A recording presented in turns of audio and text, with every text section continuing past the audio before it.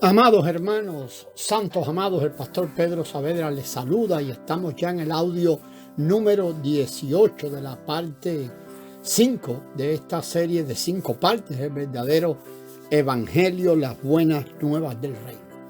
Comenzamos a ver el reino con base en el libro de Hebreos, que tiene muchísimo sobre el tema del reino. Si bien es cierto que Cristo vino para efectuar la redención, esta no era la meta final. La redención es el proceso que conduce a la meta. La meta es el reino. El propósito de Dios es obtener un reino. La meta de Dios es el reino. Incluso la iglesia es edificada como finalidad de obtener el reino. La iglesia tiene como finalidad el reino. Por favor, recordemos la visión de Daniel 2.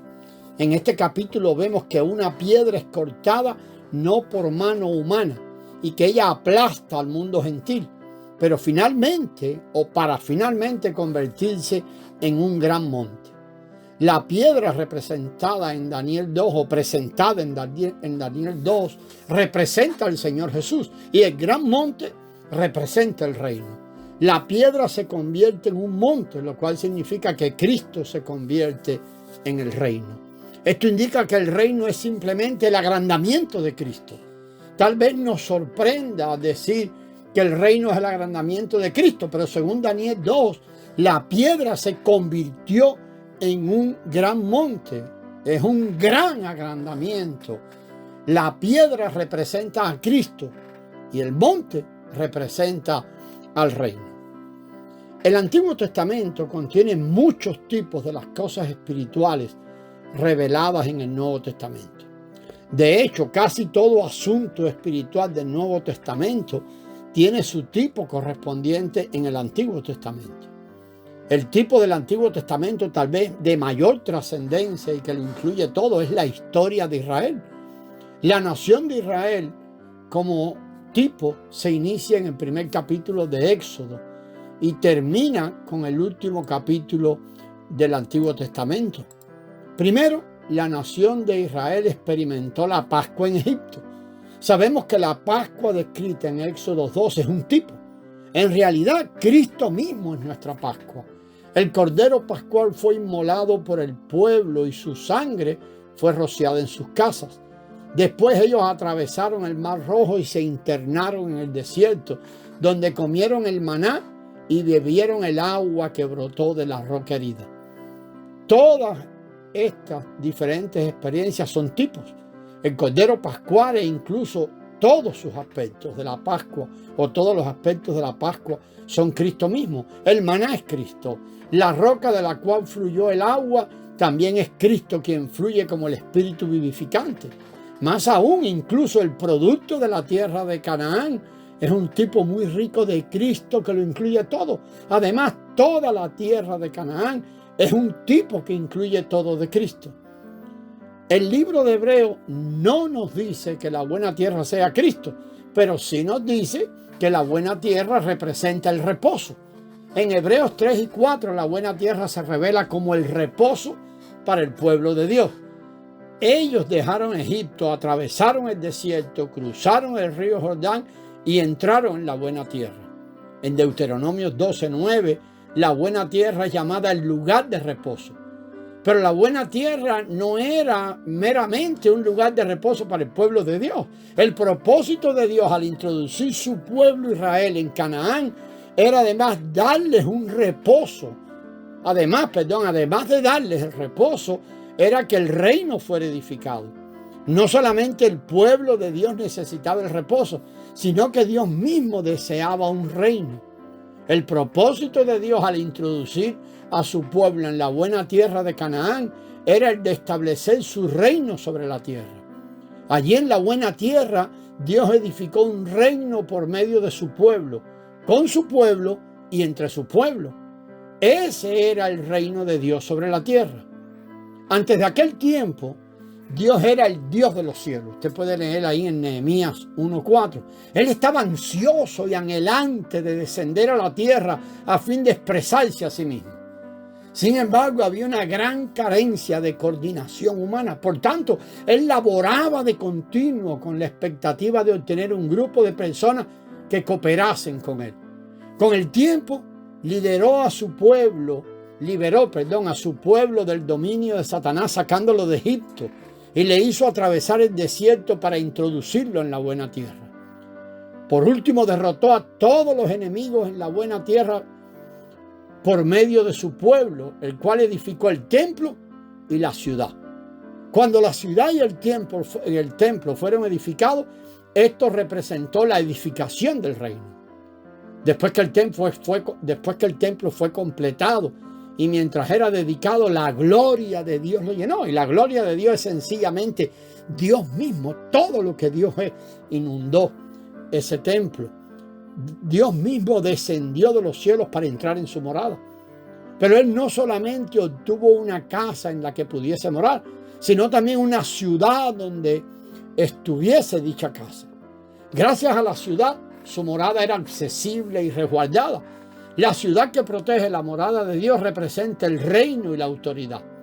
Finalmente, Dios tenía una casa sobre la tierra y esta casa se encontraba dentro de la ciudad, la cual es símbolo del reino en donde Él puede morar y expresarse a sí mismo. Así pues, la buena tierra no solamente tipifica a Cristo como reposo para el pueblo de Dios, sino que también tipifica a Cristo como el reino.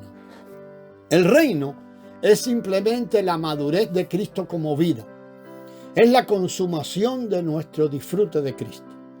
Primero disfrutamos de Cristo como la buena tierra y finalmente lo que hayamos disfrutado de Cristo se convertirá en el reino. Cuando recién fuimos salvos, simplemente disfrutábamos del Señor Jesús como el pequeño cordero. En aquel entonces probablemente comíamos apenas un pequeño bocado del cordero. Desde entonces comemos al Señor Jesús cada vez más, hasta que finalmente le disfrutamos en plenitud todo el tiempo. La consumación suprema del disfrute de Cristo es el reino. Recibimos a Cristo en nuestro ser como vida, y esta vida gradualmente gobierna nuestro ser. Ella nos rige un poco, nos va rigiendo un poco hoy, un poco más mañana. Él es muy paciente. Nosotros crecemos junto con Él y su vida crece en nosotros. Un día tendremos la madurez de su vida, la cual es el reino. Cuán maravilloso, amado, es el libro de Hebreos.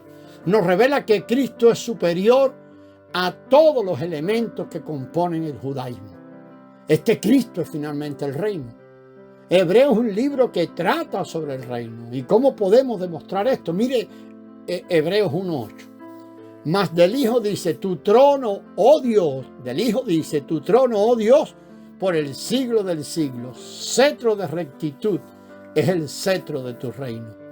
Este versículo dice, mas del Hijo dice, tu trono, tu reino.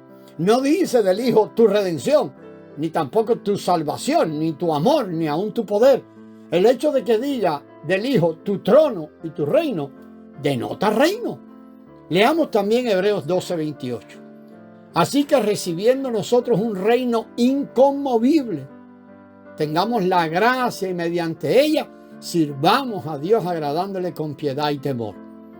¿Dice acaso que recibimos la salvación o la redención o la paz? No, dice que recibimos un reino inconmovible.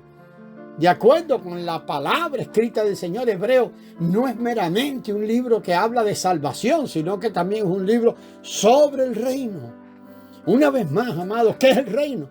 El reino es la madurez de Cristo como vida para nosotros y es la máxima consumación del disfrute de Dios. Hebreos es un libro sobre el disfrute que tenemos de Cristo y este disfrute consumará en el reino.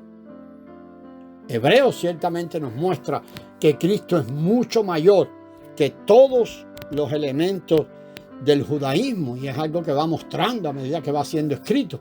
Ahora, ¿cuáles son los principales elementos del judaísmo? Bueno, primero allí vamos a ver los ángeles por medio de los cuales fue dada la ley. Luego tenemos los patriarcas o los líderes tales como Moisés y Josué.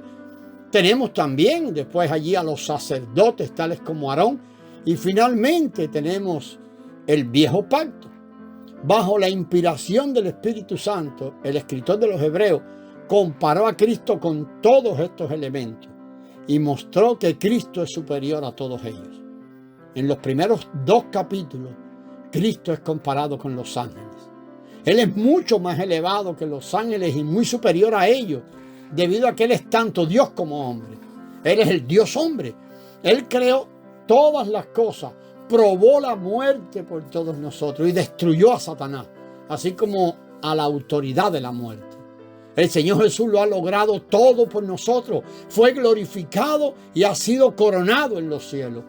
En la actualidad Él labora para impartirse en nuestro ser y hacernos sus hermanos. Él es el Hijo de Dios y también quien nos hace hijos de Dios como sus hermanos. Ahora Él nos lleva a la gloria.